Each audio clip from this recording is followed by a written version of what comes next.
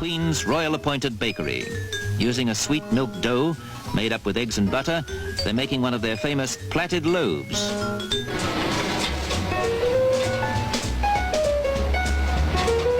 This is the Soho bakery where, in these days of mass production, Madame Floris, who came here from Hungary just 30 years ago, still makes 37 different kinds of handmade oven-baked bread, feeding them in with wooden oven peels. See just how tempting they look when they're out. And then see how they set about creating what they call Harvest Festival bread, the wheat sheaf loaf.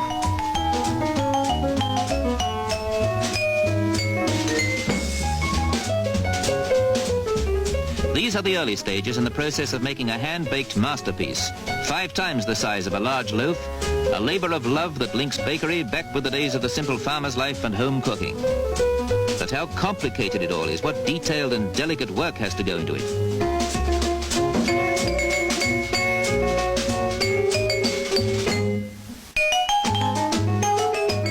The whole thing is taking its final shape. But it's rare these days to come across craftsmanship in a bakery. Most bread now is steam cooked on conveyor belts. See what the wheat sheaf looks like at harvest time.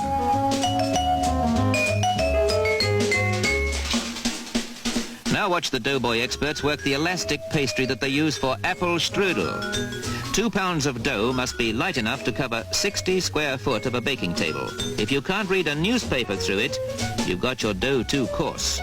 It's got to be wafer thin, and that calls for experience. It's hard to remember what a floury, kitchen-made material it is that he's working with. This is the conjurer's magic you so very seldom find in workaday life.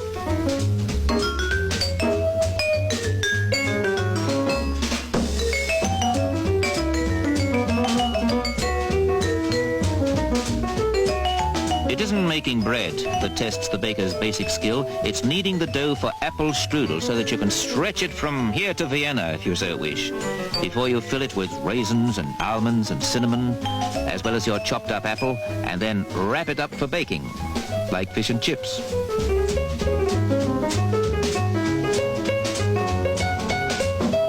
That's a super-saturated sugar solution ready to solidify like strands of candy floss as soon as it hits air. Watch it become sugar wool before your very astonished eyes.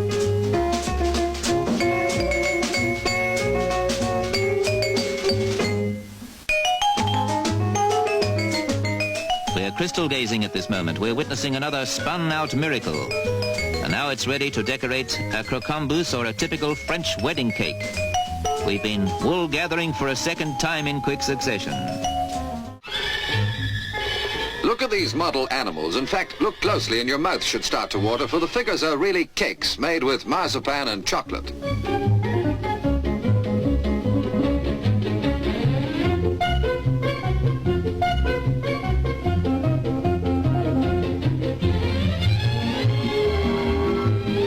Yet the most attractive marzipan cakes and decorations can be made at home with a simple assortment of utensils borrowed from the kitchen and the toolbox.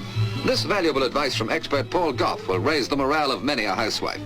Emphasizing his theme, Paul is winding plastic flecks around a piece of broom handle. See if you can guess the purpose.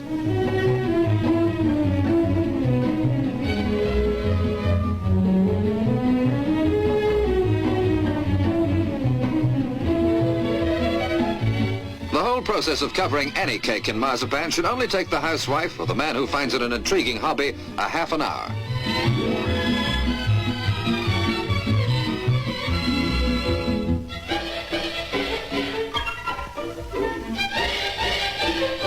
Now we can see the reason for the flecks, an elaborate pattern that might well have taken hours. Even less complicated, this ordinary 8-inch saucepan lid makes a convenient but accurate cutter for a cake of the same size.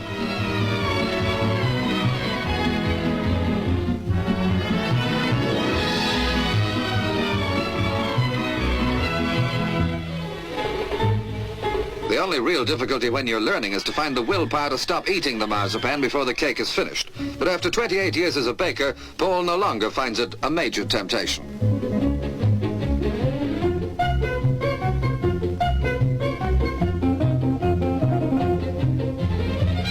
No need to guess or work out the cake's side measurements. The saucepan lid laid along the side strip 3 times gives the correct length. An apple corer or pastry cutter comes in handy for shaping tiny buttons from the marzipan.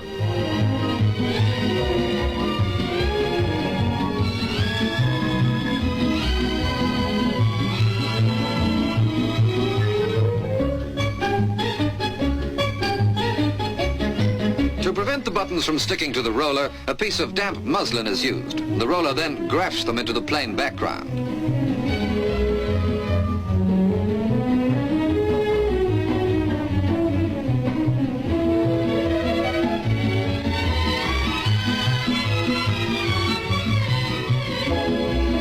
Of course, other designs can be more spectacular, but we advise beginners not to spend too long covering the cake. After all, it is supposed to be eaten.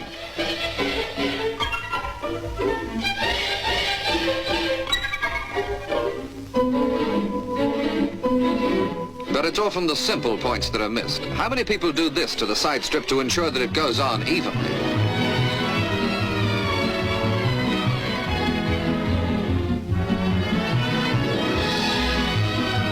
A delicate but firm touch is needed for trimming the cake, although you can save a lot of time with little professional tricks like cutting through both sides together.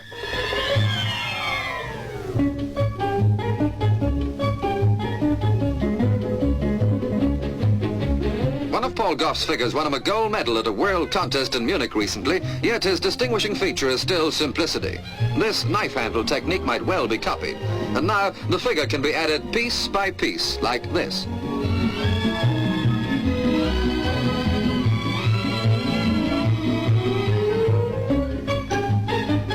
An ancient sweetmeat, marzipan today also makes an appetizing medium for the artist. And what's wrong with OHMS standing for On His Missus's Sideboard? Paul Gottel, expert and artist in cookery, shows you the possibilities. His particular interest at the moment is the decorative side of cooking, the sweets of life, so to speak. He's mixing the whites of eggs with marzipan and having a stirring time.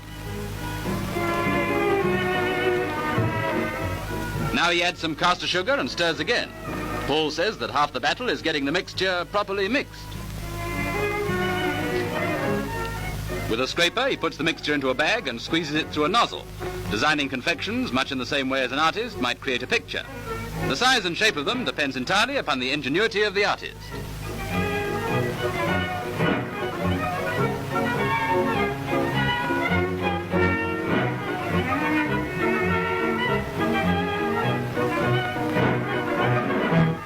And it's into the oven. And that's only the first part of the performance. Sweet and attractive though the cookies are, they're made even more inviting by the addition of chocolate, piped through the nozzle as before.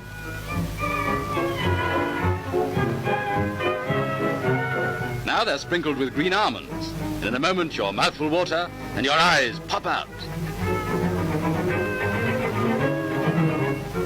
And here's where the master's art comes in. His clever fingers are able to design a little world of marzi pantomime animals and birds and flowers and things. There are battalions of them in the Sweet Time Parade.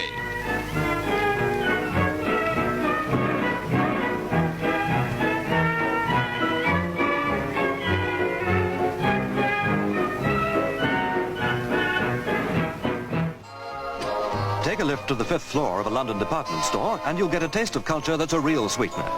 Immortal works of art like the Laughing Cavalier are on show here, but it's only a closer examination which will reveal an art within an art.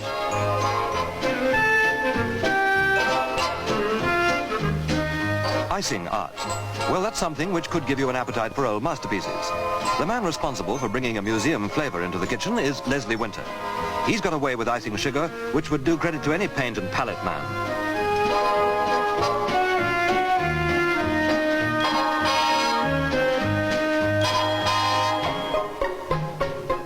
A slice of Queen Elizabeth cake would taste just as nice as it looks because every part of these ice paintings is edible. But who would be greedy enough to cut into all those hours of hard work and patience?